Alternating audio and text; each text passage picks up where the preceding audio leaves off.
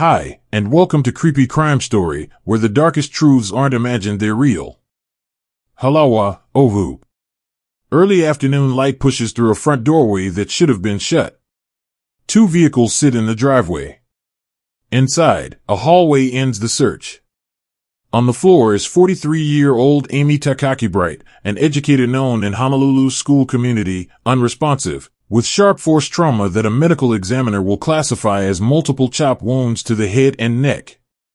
Near her, a black Tomahawk-type blade and a white fire extinguisher. Officers freeze the scene, call detectives, and begin the slow work of turning a home into evidence. The call that brought them here was a welfare check, requested when the property owner noticed the door ajar and no answer inside. No doubts about jurisdiction. No confusion about location.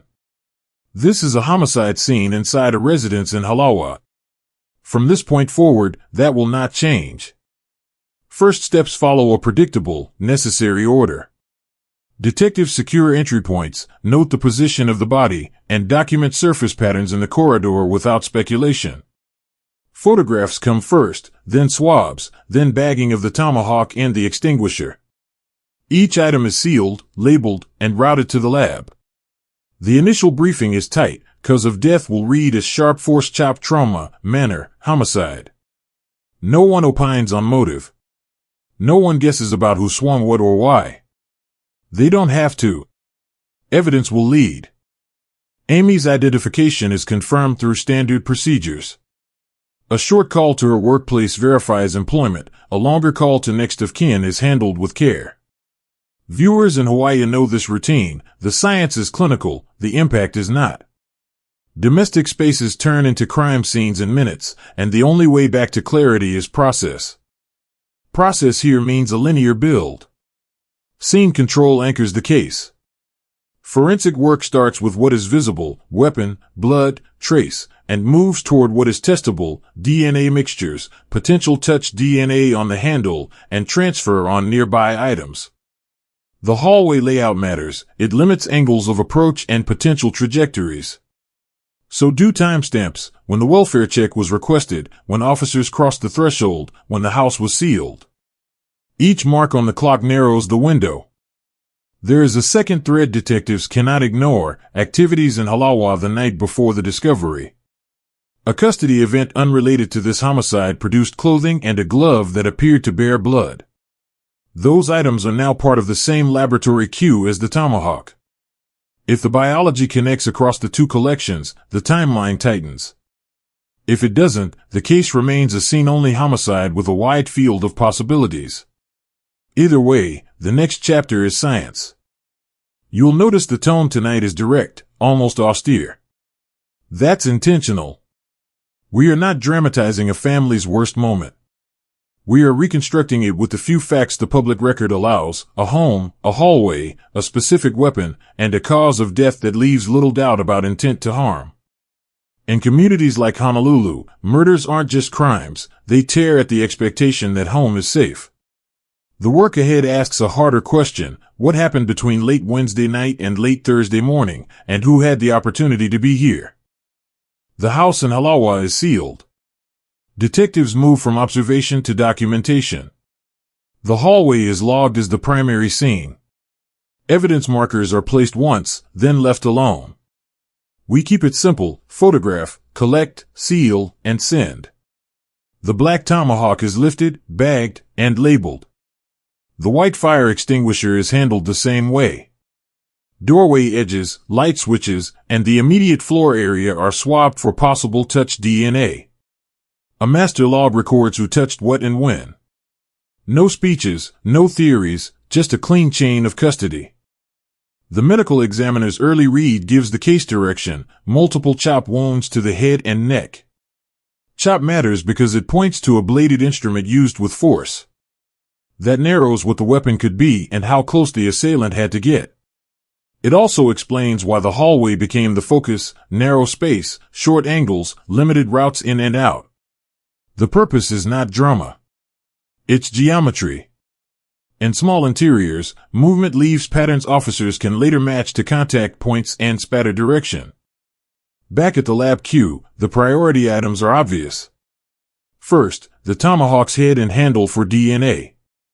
Second, the extinguisher's handle and trigger. Then the swabs from the corridor. Analysts will try to separate what belongs to the victim from any second profile. They'll also look for transfer on nearby surfaces, fast checks that can confirm who had their hands where. These are routine steps, but they are the backbone of domestic homicide work. If you've watched cases fall apart, it's usually because this part wasn't tight. Parallel to that, officers forward clothing and a black glove seized during an unrelated custody event the night before the discovery. Those items go into the same test stream as the hallway evidence. If the same victim's DNA shows up across both groups, weapon and clothing, it shrinks the window of opportunity. It also links two moments, late Wednesday night and late Thursday morning. When timelines snap together like that, we ask a second question, is it alignment or coincidence? The data aligned almost too cleanly. Sometimes that was the problem. The scene team completes one more pass before releasing the house back to its owner. They verify entry points, confirm the marker count, and recheck the evidence list against the digital photo log. Every number must pair with an image and a bag. In towns big and small, this is what separates a steady case from a shaky one, quiet paperwork done right. We do not name a killer. We do not suggest a motive. The story is already strong enough, a fixed scene, a specific weapon, and a victim identified as Amy Takaki, confirmed by standard procedures and workplace contact.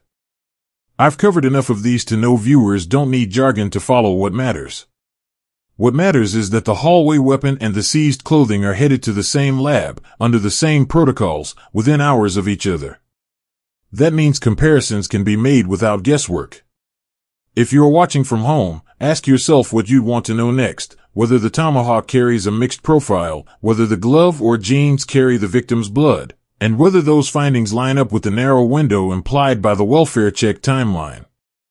There's a human layer even in a cold room full of evidence boxes. Amy was an educator in Honolulu. People will remember that before they remember item numbers on a lab worksheet. The right way to honor that is not flowery language, it's accuracy. You don't build an answer with emotion. You build it with a scene that holds up and lab work that can be repeated. By the time night hits Oahu, the forms are signed, the seals are intact, and the transport leaves for testing. The case is still a simple picture, a home, a hallway, a bladed weapon, and a clock that runs from late Wednesday into Thursday. The next step is not a twist. It's a result. The timeline doesn't start when officers enter the Halawa house, it starts the night before. Honolulu police pull the dispatch and booking records for Wednesday, September 3, 2025. A separate, unrelated custody event occurred in the same general area late that evening, different call, different officers, but now relevant because items collected there were routed to the same lab queue as the hallway evidence. That is how domestic homicide timelines get traction. You align clocks, you align property numbers, and you see whether the story holds. The steps are straightforward. Detectives request the computer-aided dispatch times for the welfare check and for the prior night custody. They map both against the first confirmed sighting of Amy Takaki alive, and the moment the property owner noticed the front door ajar with two vehicles still in the driveway. That gives them a window running from late Wednesday into late Thursday. Inside that window, you sort contacts, who was in police custody, who had movement logged, and who could physically enter a narrow interior hallway without breaking anything on the way in. The custody report from Wednesday lists the basic points: time of detention, location generally described as Halawa Heights, and seizure of personal items, including a pair of jeans and a black glove that appeared to bear blood. Those items were sealed and logged that night, long before anyone knew a homicide scene would be discovered the next day. When investigators work backwards, that sequence matters. It reduces the chance that someone tailored evidence after the fact. It also sets up a clean comparative test: weapon and corridor swabs from Thursday, clothing and glove from Wednesday, one lab, one chain. You will not hear speculation here about motive or state of mind. This is about opportunity and contact. If the seized clothing and the Tomahawk live in the same time slice, the case tightens. If they do not, the homicide remains scene limited and the field of possibilities stays wide. To pressure test the window, detectives look for any timestamp that can push the edges, a neighbor who heard something unusual, a text or call that verifies routine movement, or a documented stop by the property owner earlier in the week. Even small, mundane confirmations help. They anchor the clock in ordinary life instead of theory. There's also the geography. Halawa is not an anonymous urban sprawl. Residential streets, predictable parking, and close lots mean you can track practical access without dramatics. A locked door versus an unlocked one can change a theory, so can the absence of forced entry indicators in the initial scene notes. That doesn't assign blame, it narrows scenarios. If you picture the corridor, you can picture approach paths, short, contained, with little room to maneuver. In spaces like that, violence is close range by design. It doesn't require imagination, it requires proximity. One more check. What else happened between the late-night detention and the midday welfare call? Investigators verify transfer times for the seized clothing, confirm when those bags hit the evidence room, and cross-check the intake stamps for the house scene the following day. They look boring because they are boring, but boring is good. It shows the case is being carried by reliable paperwork, not narration. A line I use in briefings is this: a tight case reads like an audit. That's what you want when the argument eventually moves to a courtroom. Amy figures into this chapter, too, not as a symbol, but as a timestamp in her own life. She had a job to be at, she had a routine. When that routine is interrupted, people notice. The property owner noticed and called for help. That is civic behavior at its most useful. In communities across the country, welfare checks prevent silent tragedies from staying silent for days. Here, it gave detectives an early line in the sand. By late Thursday morning, something serious had already happened inside that house. We keep returning to the same discipline: one scene, one window, one lab stream. The data this week did seem to lock together quickly: the night custody, the home discovery, the route to testing. When everything lines up this neatly, experienced investigators add an extra layer of scrutiny. Is there a competing explanation? Did two unrelated events just happen to share visual similarities? Or does the biology close the distance between them? The next chapter will discuss what the lab actually reported. Tonight, the only claim is that the clocks and the chain of custody are now aligned. No case should lean on mystery when process is available. We have a narrow interior hallway, a specific weapon, a welfare check that set the clock, and a prior night detention that supplied additional items for comparison. That is enough to move forward without reaching. The human point is simple: accuracy honors the living and the dead better than speech ever will. Families don't need adjectives, they need the right answer, supported by records that stand up when read aloud under oath. The first results arrive before sunrise: quiet emails and a short call that changes the posture of the case. The lab confirms two key findings. On the Tomahawk recovered in the Halawa hallway, analysts identify a mixed DNA profile that includes the victim, Amy Takakibright, and a second contributor. On the clothing seized the night before the discovery, a pair of jeans and a black glove, testing detects the victim's blood. Those are not opinions, they're lab reports with case numbers and technician signatures. They link the hallway and the prior night custody on paper, in the same week, under the same chain of custody. In practical terms, this shortens the clock. We already had a window framed by two fixed points: a late Wednesday custody event and a late Thursday welfare check that led officers into the house. Now the biology places the victim's blood on items collected during that Wednesday event, and the victim's DNA, along with a second profile, on a weapon recovered from the house on Thursday. That sequence is important. It means the items with blood were documented and sealed before the homicide scene was even known, and the weapon was documented and sealed once the scene was discovered. Different moments. Same victim. Shared lab stream. Good investigations don't jump from results to guilt. They ask what each result can and cannot prove. The mixed profile on the Tomahawk establishes biological contact, not who swung it or when the contact occurred. The blood on the jeans and glove places the victim's DNA on those items. It does not, by itself, explain mechanism or intent. But when you place those facts beside the geography, a narrow interior hallway with limited angles of approach, opportunity begins to look finite. In domestic spaces, proximity isn't theory, it's a floor plan. You measure distance in steps, not blocks. The lab's documentation matters almost as much as the science. Each swab, cut, and control is indexed. Each entry shows who handled the item, in what room, and at what time. That level of detail is what survives courtroom scrutiny. If a defense challenges contamination, the state can point to sterile controls, to negative blanks that should remain clean, and to matching sample counts across the submission forms. It's not entertainment, but it is the backbone of why the public can trust a result. Cases fail when paperwork doesn't match testimony. This one, so far, reads like an audit. With these initial findings, detectives revisit the Wednesday to Thursday window and start to remove guesswork. If the victim's blood is on clothing from the prior night custody, and the weapon in the hallway holds the victim's DNA along with a second profile, then certain explanations fade. Accidental transfer becomes less persuasive when separate collections, taken hours apart, arrive at similar biological conclusions. That's not a dramatic twist, it's a narrowing field. The data aligned quickly, and as we said earlier, that's when you look even closer.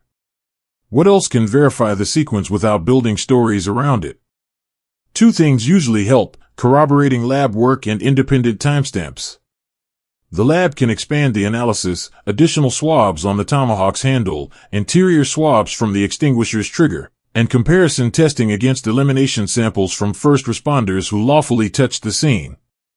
Independent timestamps might include a neighbor's verified observation, a routine call that places someone at a different address, or an objective record indicating who could or could not have accessed the small corridor before the welfare check.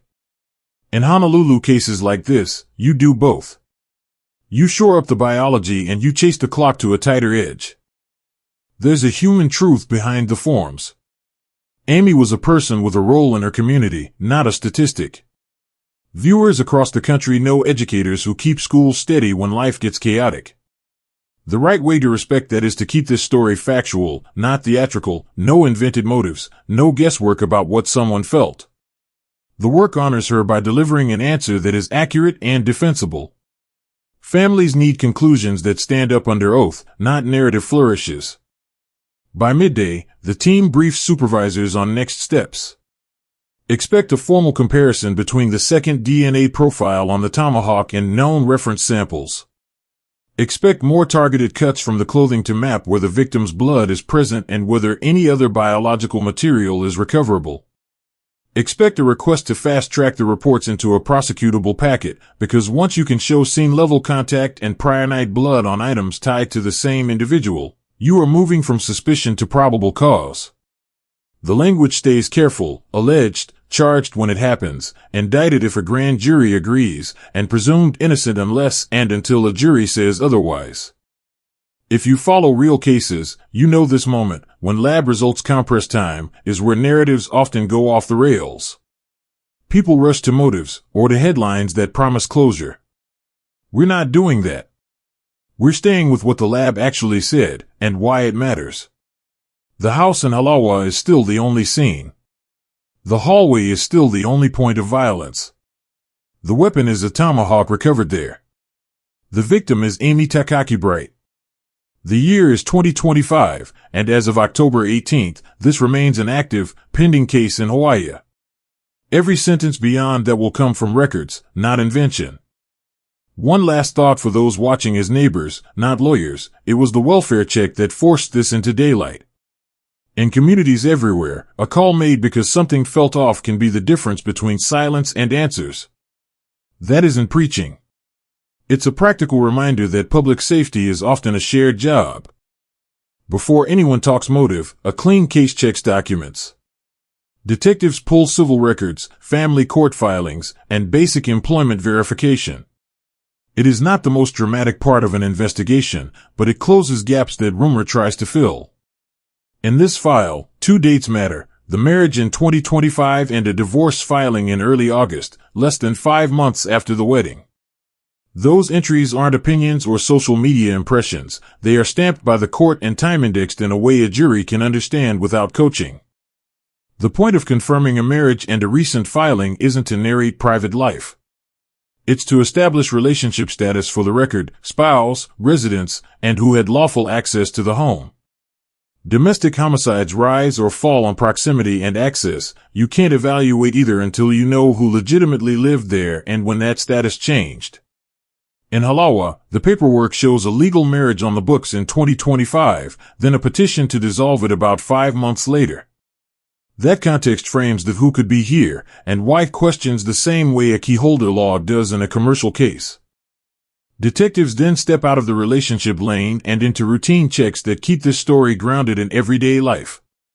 Amy Takakibright is confirmed with her school employer, title, site, and the fact that she's a known educator in Honolulu. That isn't for color. It lets investigators compare expected weekday movement with the narrow window defined earlier.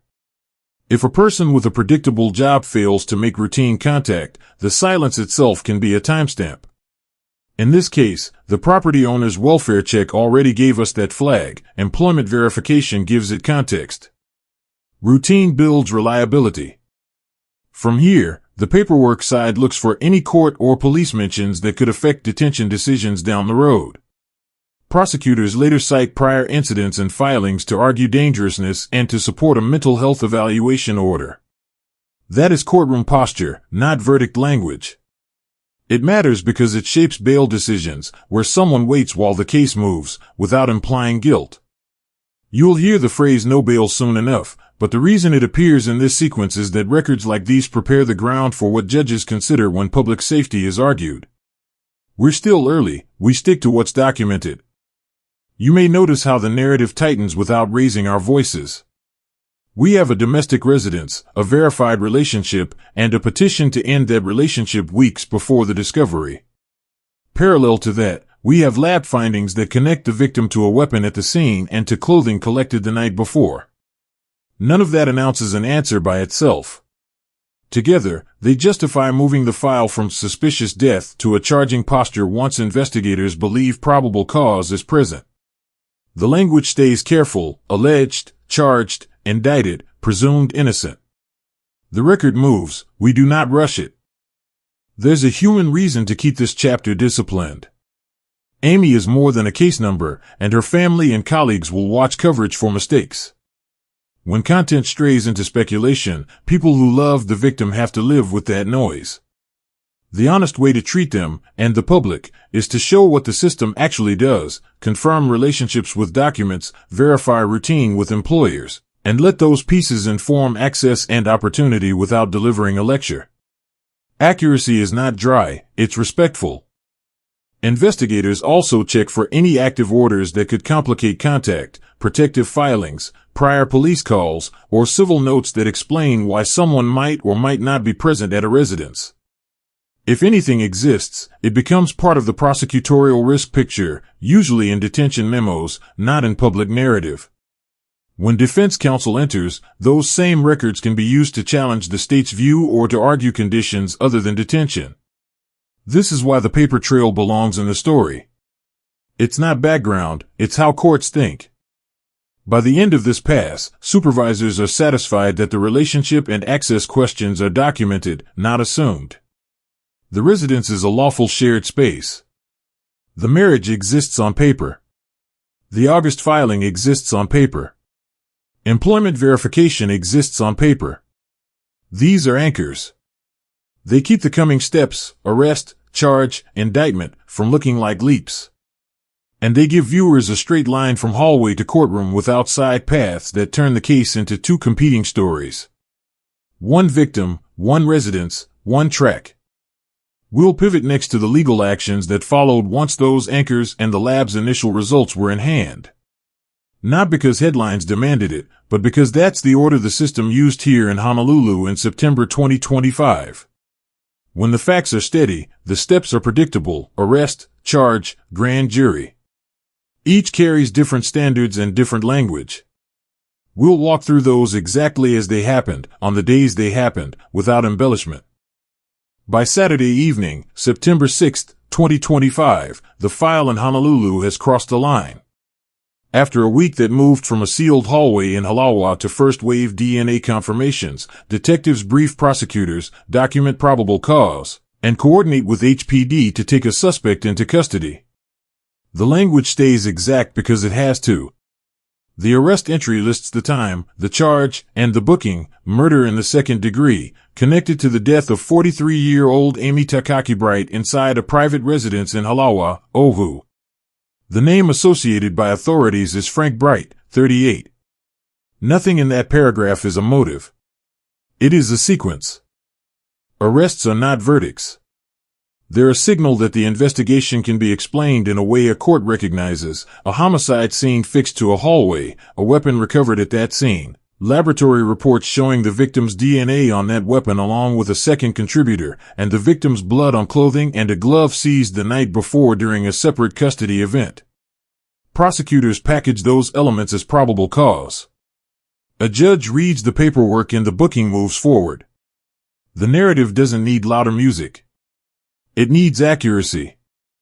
The next step is charging. On Monday, September 8th, prosecutors file murder in the second degree. You'll see early reporting the same day referencing a $1 million bail figure. Treat that as a snapshot of initial posture, not a final detention outcome.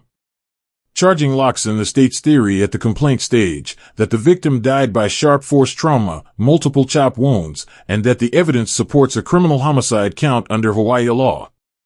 Alleged remains the operative word. The accused is presumed innocent. The courtroom will demand that every lab page, every chain of custody entry, and every witness to the discovery be ready to walk through that door in order. The file advances again midweek. By Tuesday, September 9th, a grand jury returns an indictment for murder in the second degree. For a case that began with a welfare check and a quiet hallway, the pace looks swift from the outside. Inside, it's the natural result of clean process, scene secured without confusion about location or jurisdiction, evidence routed once and tracked, and lab confirmations that shrink the time window between a Wednesday night custody event and a Thursday morning discovery. Grand juries aren't trials, they test whether probable cause exists to proceed. Here, the answer is yes. This is where stories like to drift. They jump to motives or write endings that don't exist. We're not doing that. We're holding on the record as of mid-September 2025, arrest on the 6th, charge on the 8th, indictment on the 9th. The residence remains the single scene of violence. The Tomahawk recovered there remains the single weapon of focus. The victim remains Amy Takaki Bright. And the person authorities name as the accused remains Frank Bright, charged but not convicted. That precision isn't a stylistic choice, it protects the integrity of the case and the people who have to live with it. With indictment in hand, prosecutors begin the quiet work of trial preparation. They request additional testing where it helps the timeline, confirm that the laboratory can explain mixed DNA on the weapon without overreaching, and ensure that first responder elimination samples are complete. Defense counsel, once retained or appointed, will look for chain of custody gaps, question the handling of items collected during the prior night custody, and pressure test every timestamp tied to the welfare check. This is how the system stays honest. Each side presses the other, and only what withstands that pressure survives to verdict. There's a human layer to mark as the legal machine moves. Amy's colleagues in Honolulu will read these same dates in news summaries and try to place them against an ordinary week in a school calendar. Families watching from the mainland will recognize the pattern. When domestic cases move quickly, it is usually because early steps were careful, not reckless. Communities don't need narration that tells them how to feel. They need to know what happened on which day and why those days matter. We'll take up the detention decisions next, the hearing where the court weighs public safety, the order for a mental health evaluation, and the status that follows. For now, the through line is set. Lab results compress the window, records define access, the state files, a grand jury agrees to let the case proceed. One track, one scene, one set of dates in September 2025. The legal tone shifts the week after the indictment. On Thursday, September 18, 2025, the question in a Honolulu courtroom isn't guilt. It's custody. prosecutors move to keep the defendant held without bail while the case proceeds on a murder in the second-degree count tied to the killing of Amy Takaki Bright in a Halawa residence. The filing mirrors what you've seen in other violent felony cases: risk to the community, seriousness of the offense, and the strength of evidence already logged, scene, weapon, lab work, presented as reasons to continue detention.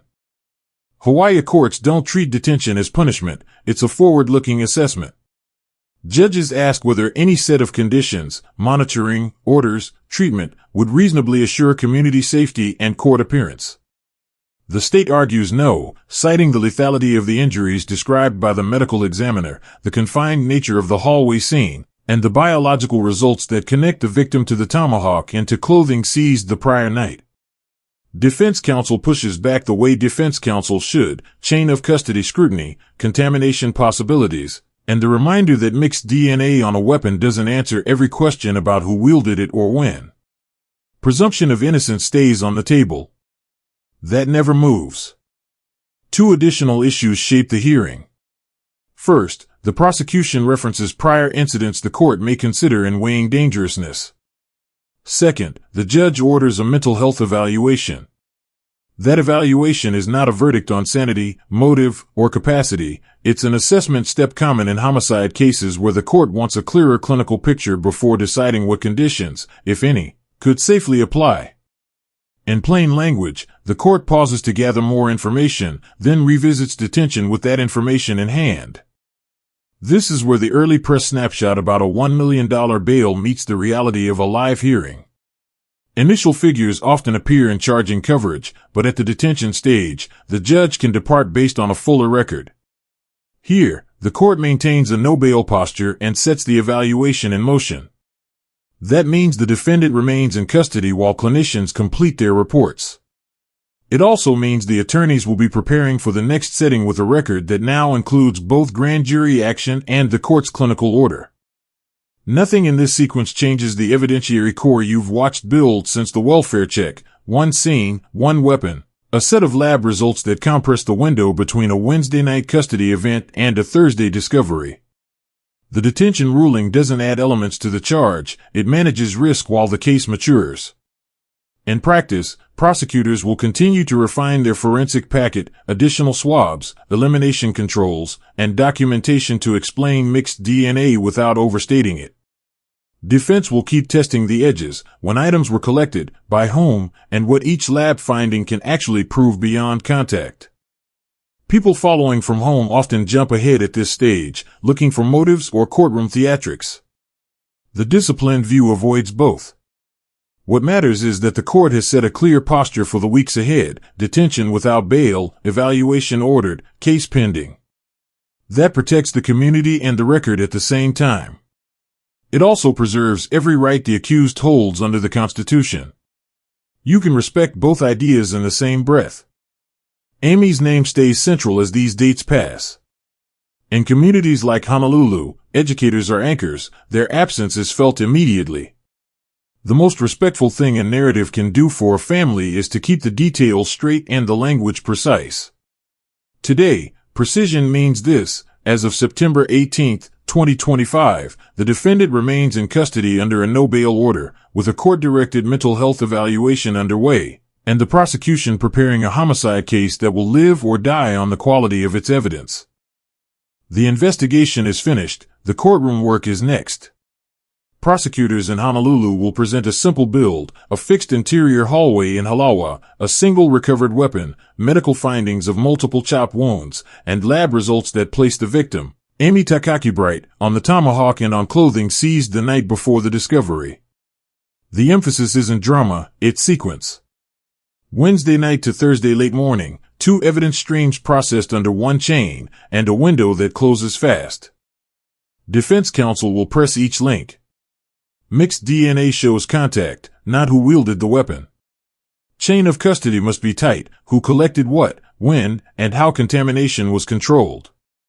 Clothing seized before the scene was known is powerful for the state. The defense will ask if innocent transfer can explain it, whether elimination samples were complete, and whether any paperwork gap weakens the story.